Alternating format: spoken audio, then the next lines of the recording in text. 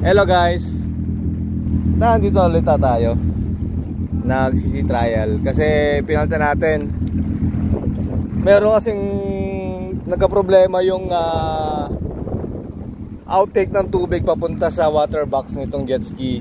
So nangyari yung plastic na part ng muffler niya ng tambucho going out ay natunaw, nasunog. Ito yun, oh.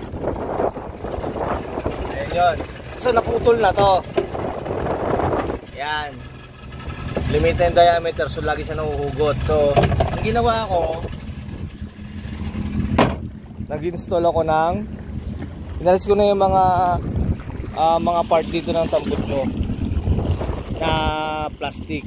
So yung kidney type tsaka yung ano. Ngayon naglagay tayo ng tinatawag nating free flow. Yan. Hindi yata kita. Ayan. Yan ang free flow. Ganyan na. Tapos diretso na water box, free flow pipe. Tapos nagputol tayo doon ng eksakto. Sinukat natin yung bago natin pinutol. Ayan. Ngayon yung ano, ang puto natin. Hindi na kapagita dito yung isa. Pero mamaya papakita rin yung itsura dito natin.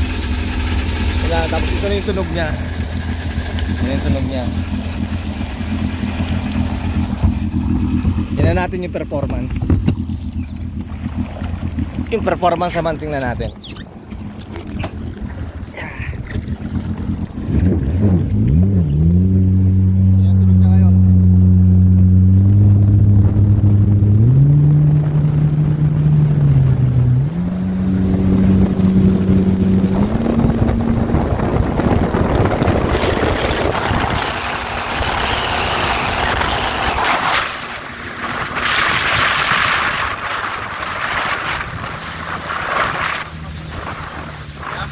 Ngayon. So, according sa mga gumagamit, unang nakagamit nito, ako padalawa lang,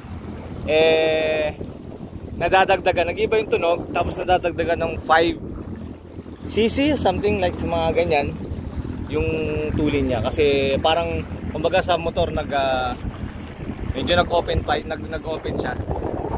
So, yun yung, ano ngayon, ito performance ngayon. Siya, no? Dito lang iba.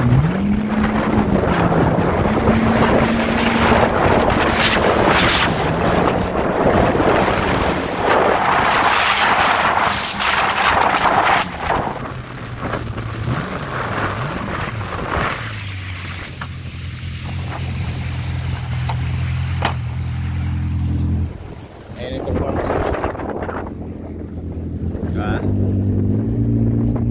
Yung RPM, pag pinindot ko yan,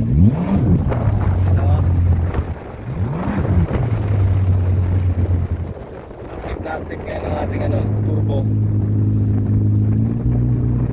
Bata pa yan, 37.4. Kita yung ganong kasariwa makina nito, diba?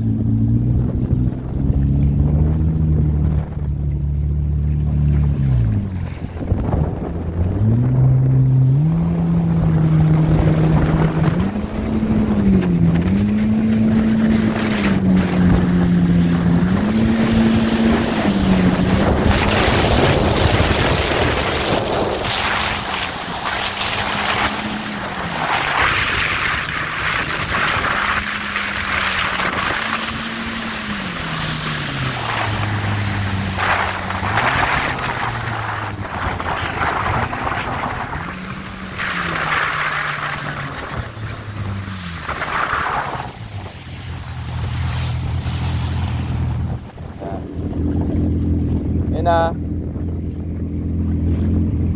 that's a wrap. Thank you po. Thank you sa panonood. And still nandito pa tayo sa Anilao.